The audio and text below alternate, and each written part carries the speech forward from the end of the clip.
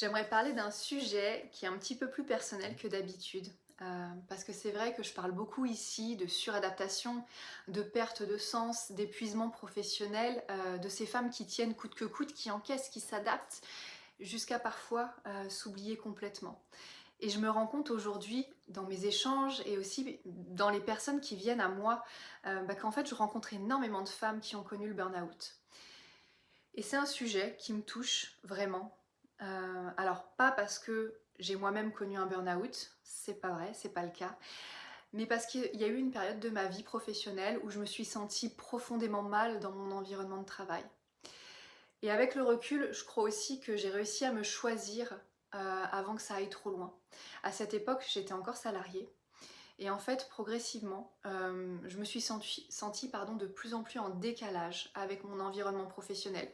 Je n'adhérais plus à certaines décisions, je ne me reconnaissais plus dans certaines façons de faire, je ne retrouvais plus suffisamment mes valeurs dans tout ce que je vivais au quotidien. Et puis surtout, je me suis rendu compte que j'étais en colère très souvent, j'étais révoltée de certaines choses, je râlais beaucoup, je m'agaçais, je remettais intérieurement énormément de choses en question. Et j'étais aussi désillusionnée. Petit à petit, je me suis désengagée. Et ce n'est pas parce que je n'aimais plus travailler, ce n'est pas parce que je n'avais plus envie de m'investir, mais c'est parce que je ne croyais plus vraiment à ce que je faisais, ni à l'environnement dans lequel je le faisais.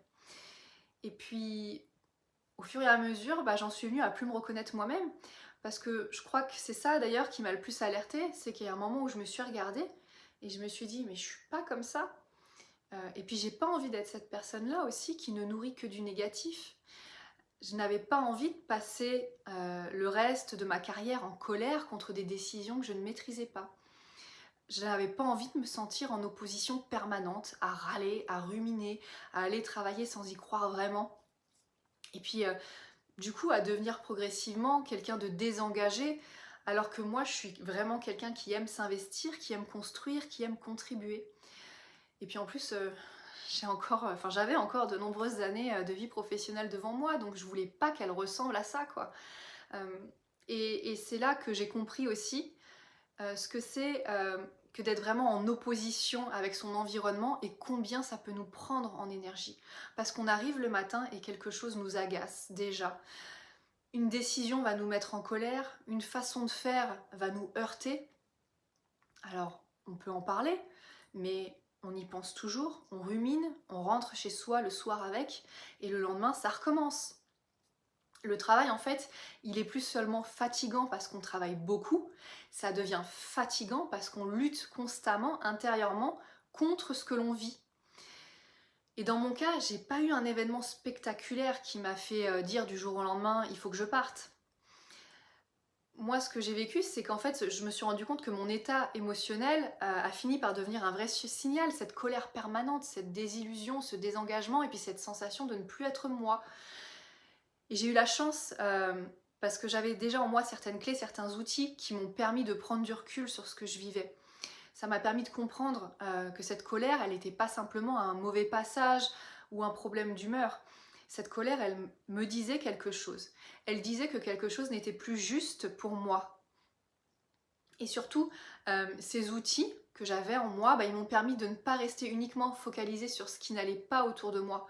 Parce que je ne pouvais pas passer mes journées à être en colère contre mon environnement. Je pouvais avoir toutes les bonnes raisons du monde de ne pas être d'accord. Je pouvais aussi trouver certaines décisions injustes ou incohérentes.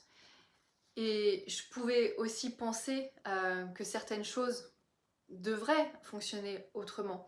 Mais il y a vraiment une réalité, c'est que je ne pouvais pas changer mon environnement à moi toute seule.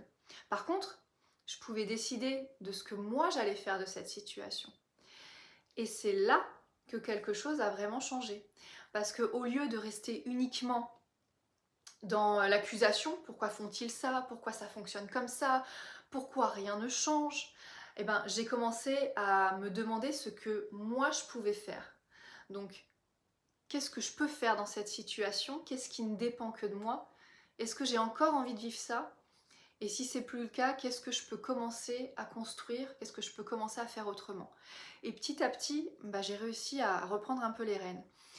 Et je pense que ces clés m'ont vraiment aidé à agir suffisamment tôt avant que cette situation ne m'emmène vers un épuisement beaucoup plus profond. Et je trouve que cette nuance, elle est vraiment importante parce que je n'ai pas vécu de burn-out et je ne veux surtout pas m'approprier l'expérience de celles et ceux qui sont passés par là. Mais j'ai connu certains signaux qui chez moi me disaient clairement que je ne pouvais pas continuer comme ça indéfiniment. Et j'ai pu les écouter. Je trouve également important de préciser ici que je ne suis pas partie du jour au lendemain.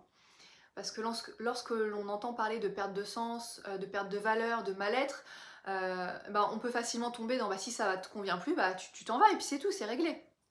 Sauf que la réalité, évidemment, elle est beaucoup plus complexe. Parce que dans la vie, on a un salaire, on a des responsabilités, on a une famille parfois, une sécurité, des habitudes et des peurs. Et c'est normal.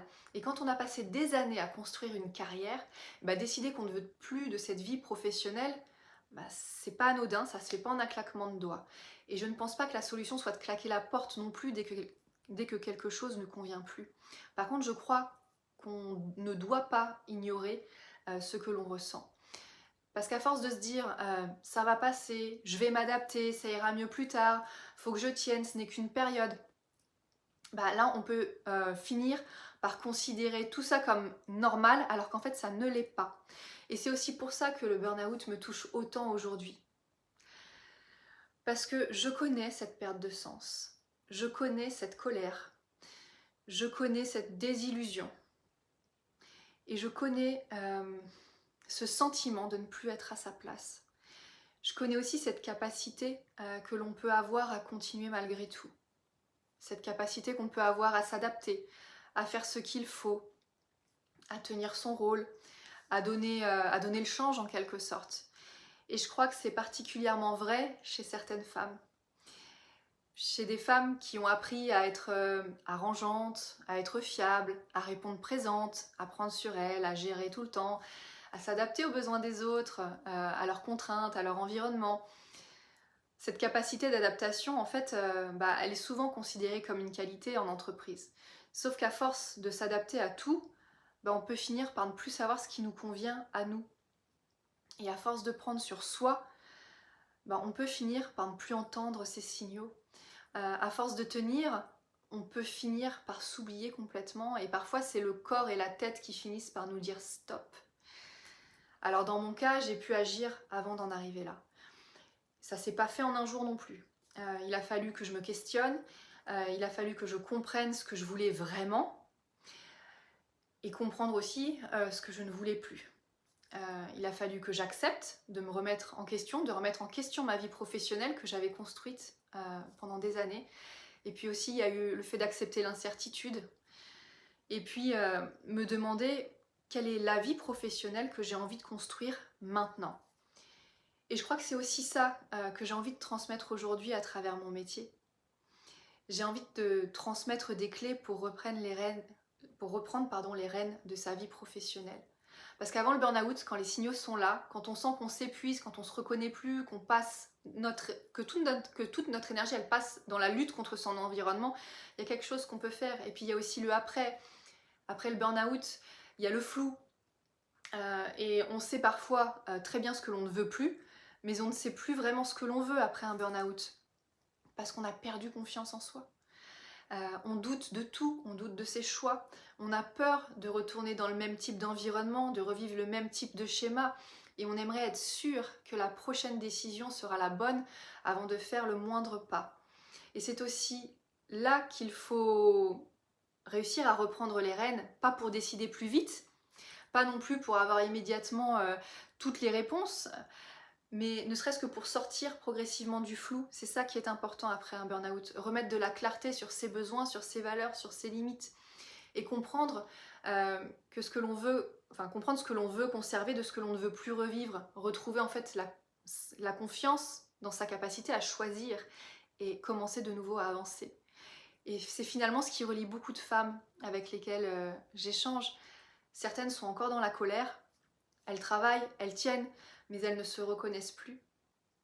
Et puis d'autres se sont déjà pris le mur et maintenant elles sont dans le flou complet.